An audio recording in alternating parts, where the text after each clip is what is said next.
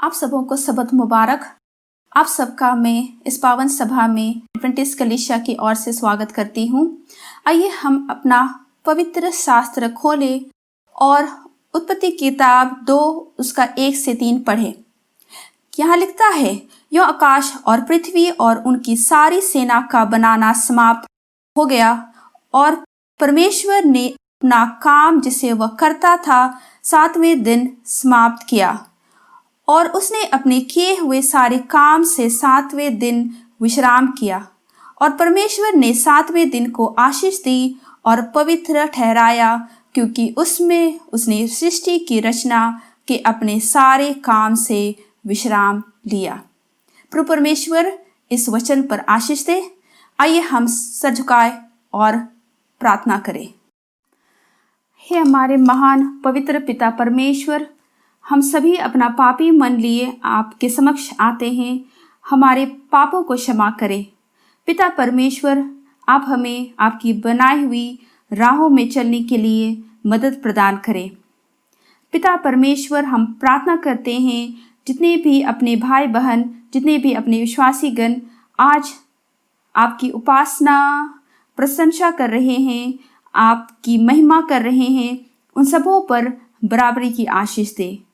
पिता परमेश्वर, हम जितने भी दुख तकलीफ और जितने भी बीमारी से ग्रस्त अपने लोग हैं, उन सबों पर अपना पवित्र हाथ रखे ताकि वो इस तकलीफ से बाहर हो और चंगाई प्राप्त कर सके। पिता परमेश्वर, हम आपका प्रेम भरा वचन जो फैलाने का काम हो रहा है, आपका प्रेम फैलाने का काम हो रहा है, अलग अलग तरीकों से school, section, region, division, union, अस्पताल और आपके जितने भी पादरी और कर्मचारी हैं जो ये वचन फैलाने का काम कर रहे हैं, उन सबों को स्वस्थ रख और उन सबों को आशीष दे ताकि वो आपका प्रेम फैला सके।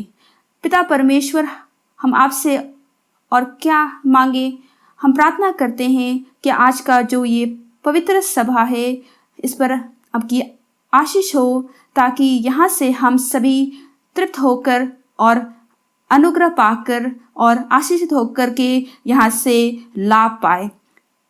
इस छोटी सी विनती यीशु मसीह के नाम से मांगते हैं, आमीन।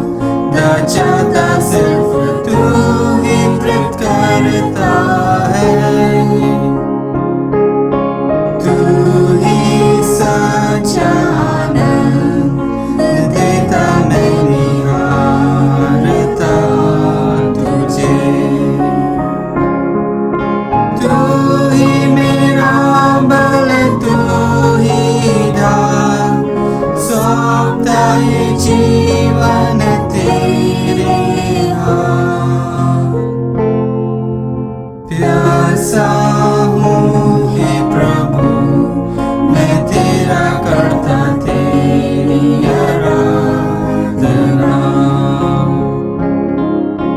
तू ही मेरा नाथ, मेरे दिल का स्वामी, मेरा सब कुछ तू ही है।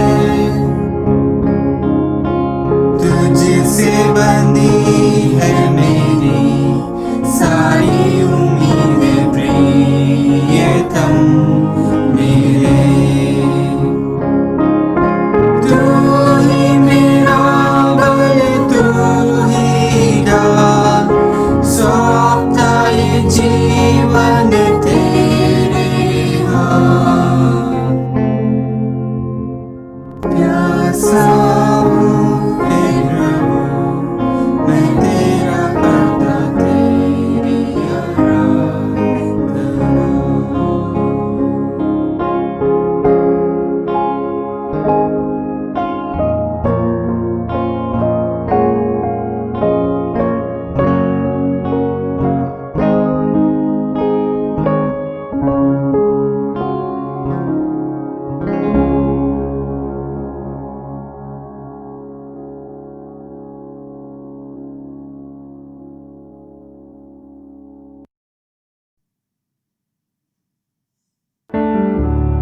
तू ही आदि में वचन था, वचन स्वयं परमेश्वर।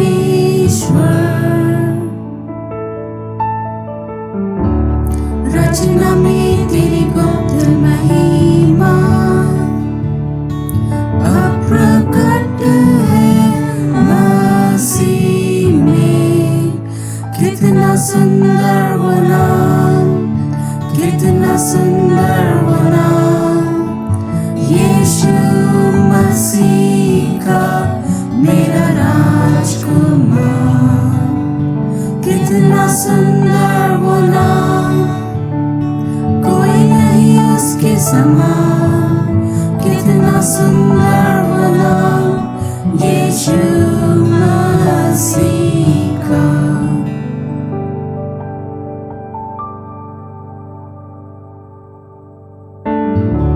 तू नहीं चाहता हमारे बिना स्वर्ग, इसीलिए स्वर्ग को लाया यहाँ।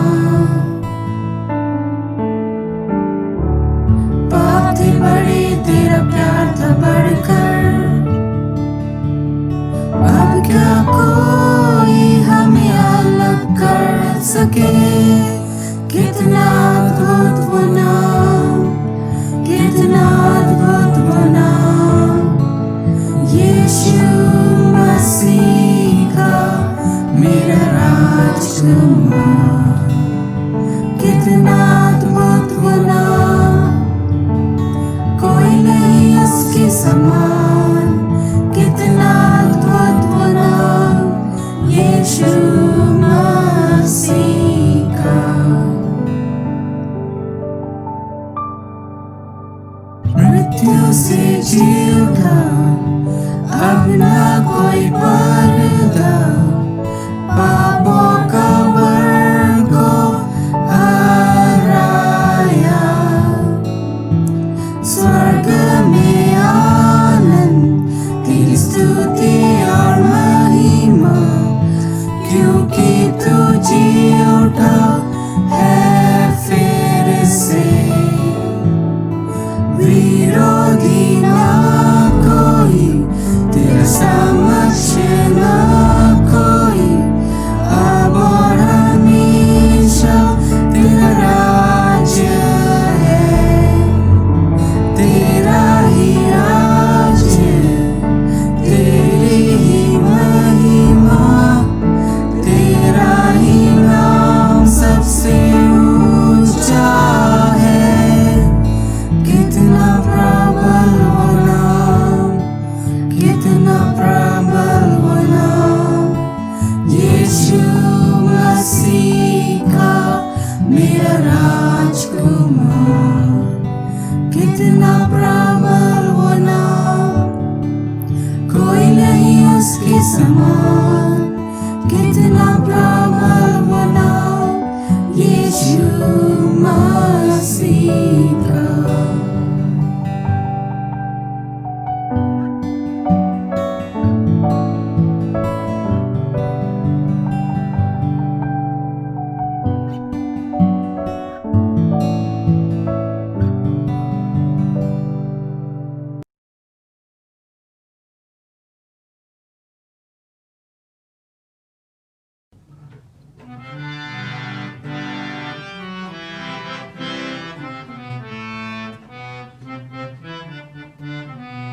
तेरे दिल में मुझको जगह मिली, मेरा दिल पुकारे मसीह मसीह। तेरा प्यार है मेरी जिंदगी, मेरी जिंदगी है मेरा मसीह। तेरे दिल में मुझको जगह मिली, मेरा दिल पुकारे मसीह मसीह। मैं अंधेरी राह पे हो लिया, मैं गुनाह की वादी में खो गया। मैं अंधेरी राह पे हो लिया, मैं गुनाह की वादी में खो गया। तेरी आँख मुझ पर लगी रही, मेरे पास आई सलामती। तेरी आँख मुझ पर लगी रही, मेरे पास आई सलामती।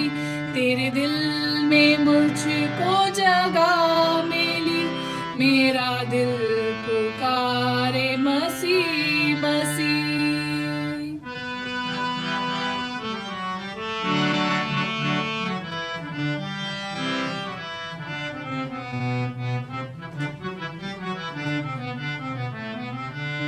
ना फिरूंगा मैं कहीं दर बदर, तू हुआ है मेरा हम सफर। ना फिरूंगा मैं कहीं दर बदर, तू हुआ है मेरा हम सफर। मुझे मंजिलें है पुकारती, मैं रहूंगा अब तेरे साथ ही। मुझे मंजिलें है पुकारती, मैं रहूंगा अब तेरे साथ ही। तेरे दिल में मुझको जगह मिली, मेरा दिल पुकारे मसीह मसीह। तेरा प्यार है मेरी जिंदगी, मेरी जिंदगी है मेरा मसीह।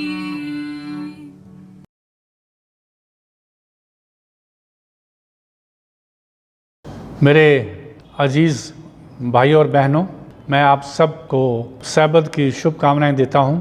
हमारे परमेश्वर ने हमें बड़े अच्छे से पूरे हफ्ते में संभाला, हमें इस लायक बनाया कि हम परमेश्वर के वचन में इस वक्त जा सकते हैं। बहुत ही सुंदर समय है, सैबत शुरू हो चुका है। इससे पहले कि हम परमेश्वर के वचन में जाएं, परमेश्वर का वचन पढ़ें और सुनें, आइए हम परमेश्वर से आशीष मांगते हैं। ऐ हमारे स्वर्गीय पिता, हम तहे दिल से तेरे शुक्रगुजार हैं कि तूने हमें पूरा हफ्ता संभाल के रखा, हमें किसी चीज़ की घटी नहीं होने दी, कमी नहीं होने दी, और हमें ये एक अच्छा मौका दिया कि सब्त की शुरुआत में हम तेरे वचन में जा सकते हैं, तेरे वचन को पढ़ सकते हैं, सुन सकते हैं। परमेश्वर, हमारे दिलों को खोल ताकि जो भी हम वचन पढ़ें और सुने, उन सब वचनों को हमारी ज़िंदगियों में ग्रहण कर सकें और सबको आशीष और तेरे वचन से माला माल कर सकें। परमेश्वर, हमारे गुनाहों को माफ़ कर, हमें परीक्षा में न पड़ने दे, क्योंकि ये सब दुआएं तेरे बेटे यीशु मसीह के नाम से मांगते हैं, आमीन। मेरे प्यारे भाई और बहनों, आज का जो समय है मनुष्य के लिए बहुत कठिन का समय है। हम सब लोग चिंतित हैं, पूरी दुनिया, चाहे आप किसी देश में जाओ, चाहे आप दुनिया के किसी इंसान से भी मिलो, तो आप उसके चेहरे पर एक तरह की चिंता देखेंगे। हर एक इंसान सहमा हुआ है, हर एक इंसान डरा हुआ है। और इस कठिन समय में पिछले कुछ महीनों में लाखों लोग इस महामारी के कारण मौत की आगोश में जा बैठे। बहुत से इंटेलेक्चुअल्स, बहुत से बुद्धिजीवी ये मानते हैं कि ये महामारी इसलिए आई क्योंकि इंसान ने सृष्टि के साथ छेड़छाड़ करी, उनको बर्बाद किया। खैर, परमेश्वर बेहतर जानता है कि इस महामारी का कारण क्या है। लेकिन अगर हम हिस्ट्री में जाएं तो हम पाएंगे कि इससे भी बहुत बुरी महामारियां इस दुनिया में आई। मेरे अजीज़ों, प्यारे भाई बहनों, अगर हम पवित्र शास्त्र में जाएंगे तो उसमें पाएंगे कि बहुत सी महामारियां इस दुनिया में आई। अगर आप निर्गमन की किताब उसका 7वां अध्याय से 11वें अध्याय में तक पढ़ें तो आप देखेंगे कि परमेश्वर ने मिस्रियों पर इससे भी भयानक विपत्तियां भेजी। उस विपत्तियों के भेजने का कारण हम सब जानते हैं। परमेश्वर के लोग गुलामी में थे, मुसीबत में थे, कई सालों की गुलामी में थे। उनकी हालत बहुत दयनीय थी और वो परमेश्वर से रो रो के प्रार्थना करने लगे, हे परमेश्वर, अगर तू सच्चा परमेश्वर है, अगर तू हमारा परमेश्वर है तो हमें मिस्र से निकाल। और हमारे परमेश्वर ने मूसा को चुना और मूसा ने जो भी परमेश्वर के आदेश थे उसको माना और आगे क्या हुआ आप सब जानते हैं। फिरौन राजा एक बहुत ही घमंडी राजा था। फिरौन राजा बहुत ही जुल्म करने वाला इंसान था और मोसेस और मूसा के कहने पर भी उसने परमेश्वर के लोगों को आज़ाद नहीं किया। अगर आप निर्गमन की किताब उसके 7वें अध्याय की 14वीं आयत में जाएंगे तो आप पाएंगे कि परमेश्वर मूसा से कह रहा है कि मूसा, फिरौन का दिल कठोर हो गया है और ये मेरे लोगों को आज़ाद नहीं करेगा, अब मुझे इसके साथ सख्ती से पेश आना पड़ेगा। और यही कारण था कि 10 विपत्तियाँ जो कि हमारे पवित्र शास्त्र में हैं मिस्रियों पे आई। तब फिरौन को एहसास हुआ कि इस्राएलियों का परमेश्वर जिंदा परमेश्वर है, महान परमेश्वर है, और उसने डर के मारे जो है परमेश्वर के लोगों को मिस्र से जाने दिया। आगे की कहानी सब जानते हैं। अजीजों, जब जब इंसान परमेश्वर से दूर हुआ, जब जब इंसान का मन कठोर हुआ तो वो पाप में लिप्त हो गया। जब इंसान परमेश्वर से दूर चला जाता है तो वो पाप के गिरफ्त में आ जाता है। अगर हम देखें तो हम पाएंगे जब जब इंसान परमेश्वर से दूर हुआ वो मुसीबत में गया, मुसीबतें उस पे आई और वो पाप में चला गया। अगर हम उत्पत्ति की किताब उसके 6वें अध्याय की 5 से 8 आयत पढ़ेंगे तो हम ये पाएंगे कि यहाँ भी इंसान परमेश्वर से बहुत दूर चला गया। मेरे अजीजों, उत्पत्ति की किताब उसका 6वां अध्याय 5 से 8वीं आयत में हम देखते हैं कि परमेश्वर इंसान की दुर्दशा देख के बहुत ही दुखी हुआ। अगर हम 5वीं आयत पढ़ेंगे, उत्पत्ति का 6वां अध्याय उसकी 5वीं आयत पढ़ेंगे, 6वीं आयत पढ़ेंगे, 7वीं आयत पढ़ेंगे तो हम पाएंगे कि यहोवा ने देखा कि मनुष्यों की बुराई बहुत बढ़ गई है। ये नूह के समय की बात है। उस वक्त इंसान और कुछ नहीं सोचता था, सिर्फ पाप के बारे में सोचता था और परमेश्वर दुखी हुआ। अगर आप 5 से 7 आयत तक देखेंगे तो परमेश्वर ने कहा, मैं दुखी हूँ, मैं चिंतित हूँ कि मैंने इंसान को बनाया। मेरे अजीजों, अगर हम सृष्टि की बात करें तो हम पाएंगे कि परमेश्वर ने कहा और हो गया। परमेश्वर ने कहा प्रकाश हो तो प्रकाश हो गया। लेकिन जब इंसान के रचने की बात आई तो इंसान ने ऐसा नहीं किया। इंसान को परमेश्वर ने अपने हाथों से बनाया, अपनी शक्ल से बनाया, और जब परमेश्वर ने देखा तो खुश हुआ और उसने कभी नहीं सोचा था कि मेरा बनाया हुआ इंसान, मेरे हाथों से रचा हुआ इंसान जो है वो मेरे से दूर चला जाएगा। यहाँ पे हम देखते हैं कि परमेश्वर दुखी हुआ और उसने तय कर लिया कि मैं इन सब को दुनिया से नष्ट कर दूंगा।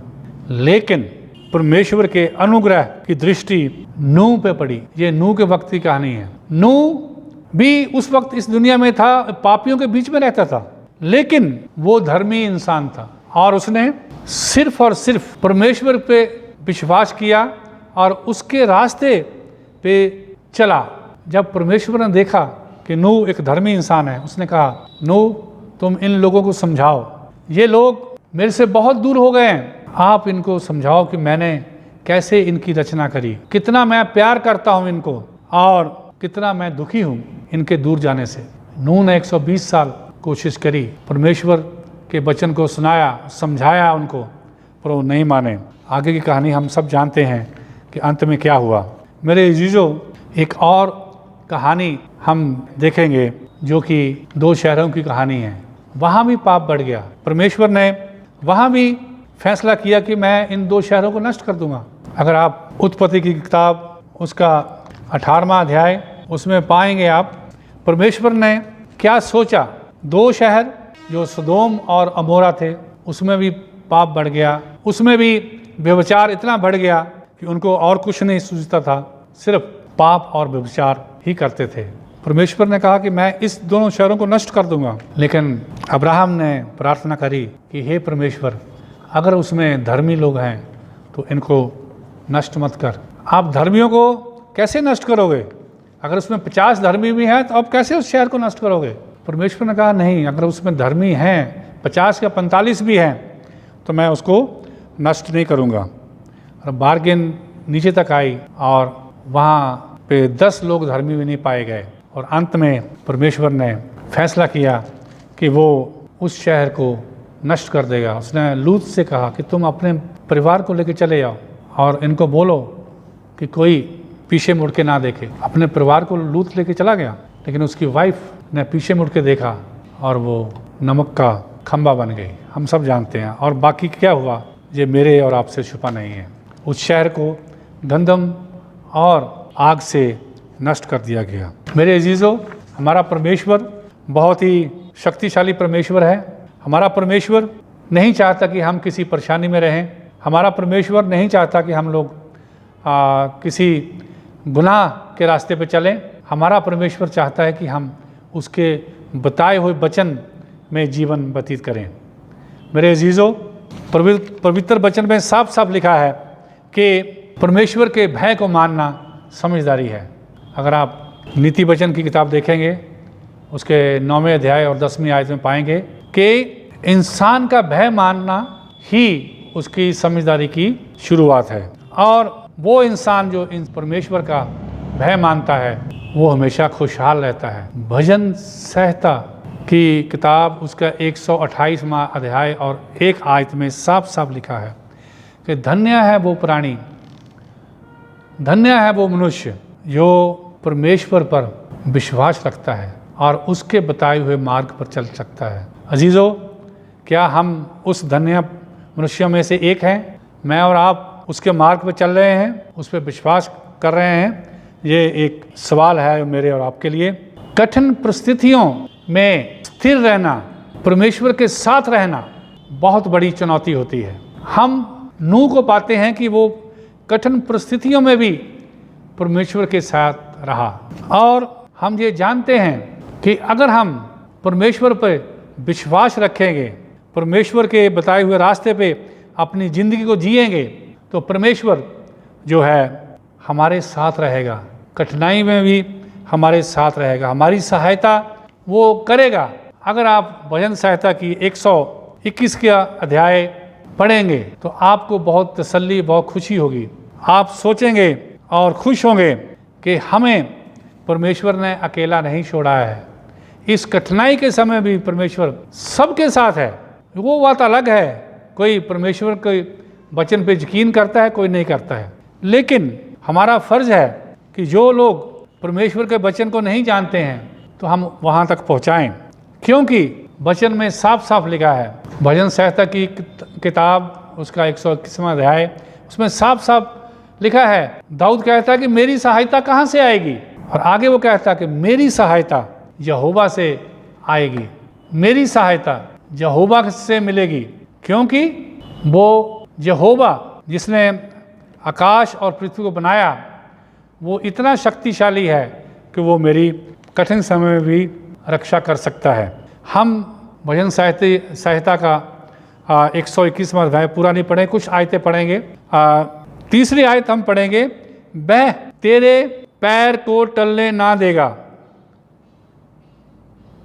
वह तेरे पाँव को टलने ना देगा, तेरा रक्षक कभी नहीं ऊँगेगा।